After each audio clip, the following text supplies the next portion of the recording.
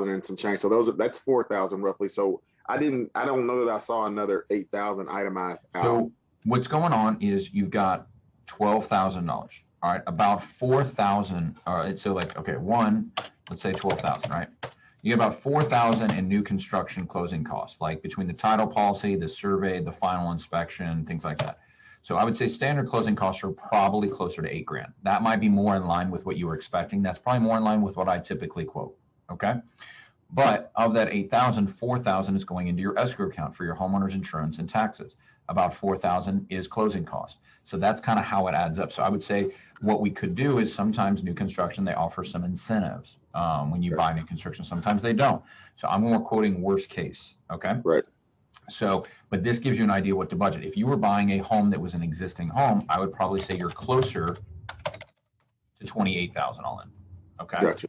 But there are certain advantages to buying new construction, right? And so what I wanted to do is just today give you some education on what to expect when you're buying an existing home and a new home. Does that make sense? It does. Can you do me a favor really quick? Sure. Or sometime before we hop off the call. It doesn't have to be right now, but can I obviously I see that for 400. Could you do it for 350 and 3 and just let me see how the numbers change? Yeah.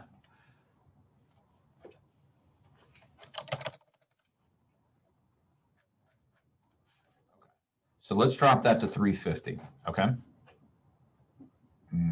There we go. All right, perfect. Okay.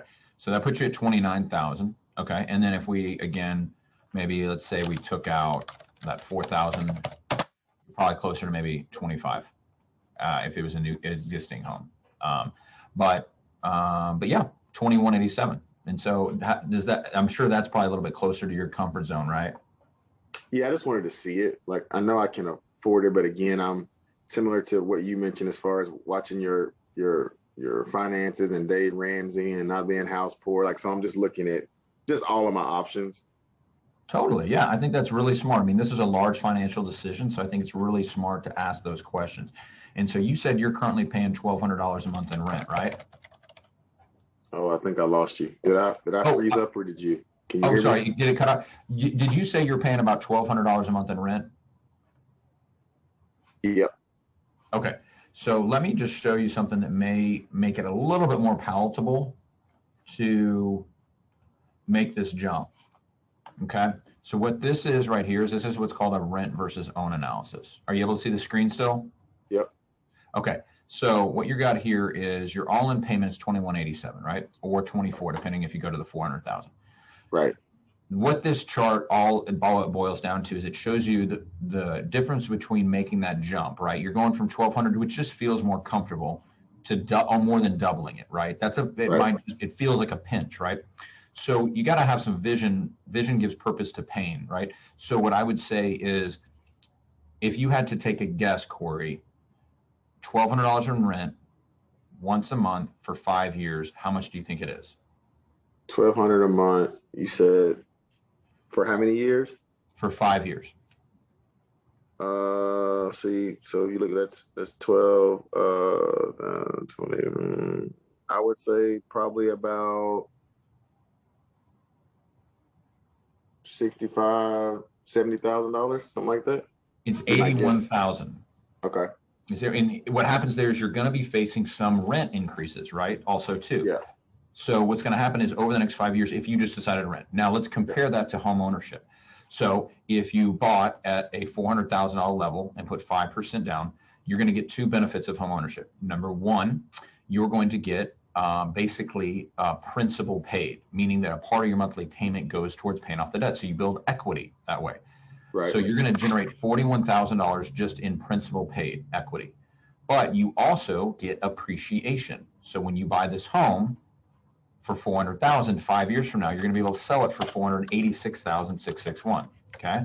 So when we add that onto the 41,000 in appreciation, 41,000 plus 86,661, you're going to end up $127,000 richer 5 years from now from owning.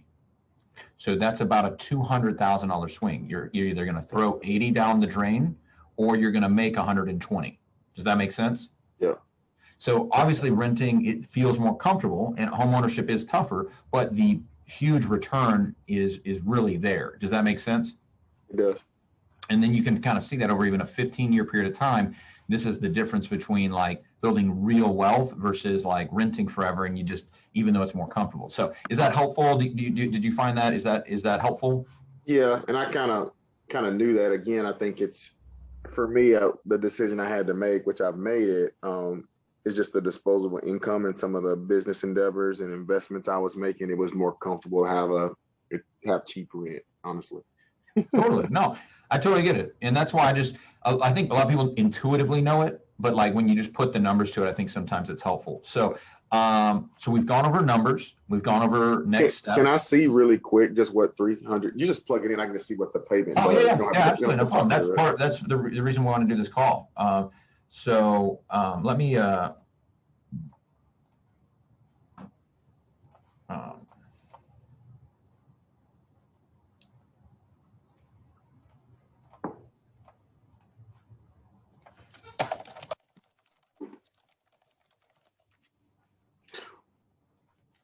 Why does the cash to close go up if the amount goes down? The purchase price. I don't think it. Hold on. I don't think it did. Right. So you got. These are really the options you kind of 300, 350, 400, 26, 29, 32. Okay, I was looking at that 3% down. That's what it was. Yeah, it jumped like 27. Yeah. Gotcha. Yep. Okay. No, that's just helpful for me just to get an idea of like how the payment swings like per 50. Yeah, for every about you can see it for every 50,000 basically, right? Yep. Okay. Is that helpful? Do you have any other questions? Would you like me to go through anything else in relation to the numbers, closing costs, anything like that?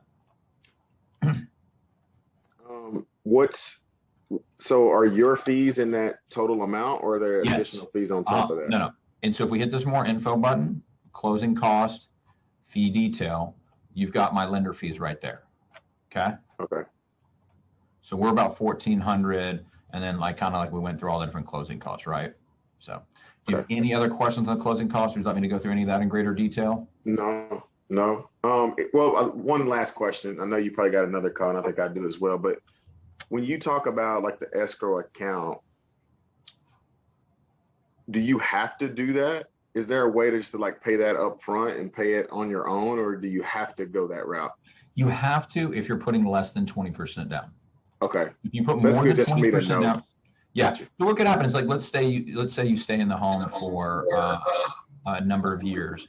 At some point, you're going to be able to get to 20% equity. So you could call us back, and then and remove the escrow account at that point. Does that make sense? Yep. What do you personally do? Do you have that, or do you have something? My first home, I did an escrow, but currently now I waive escrows. I pay all the taxes and insurance on my own. I prefer that. But the very first time I bought a home, I wasn't able to do that. So I think for first-time home buyers, it's good because there's so many things I just threw at you, right? Like it's hard to keep up with it all. So that's where I think maybe having an escrow account for the first year or so is good because it helps you kind of get a little bit of lay of the land, like what really is an escrow account? What is homeowners insurance? Like, like I know we went over it, but like kind of seeing it in real life with your house, all of a sudden, but once you get to 20% down, but that's what I personally do. Does that make sense? It does. Awesome. Do you have any other questions, Corey, or anything else you'd like to go through?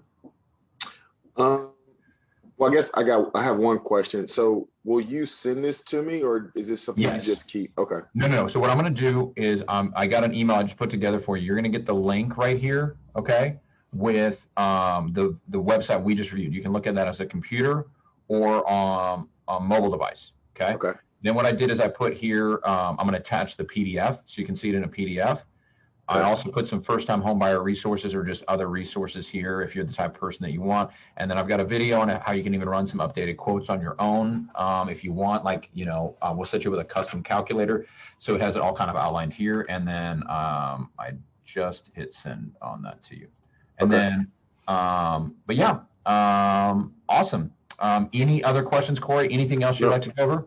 No, I appreciate your time in going through this. Absolutely, man. We're here to help. and understand this is a large financial decision. Me and Scott are looking forward to celebrating with you when you find the right home, okay? Okay. Thank you. All right. Thanks, buddy. Appreciate it. Have a good one. You too. Bye.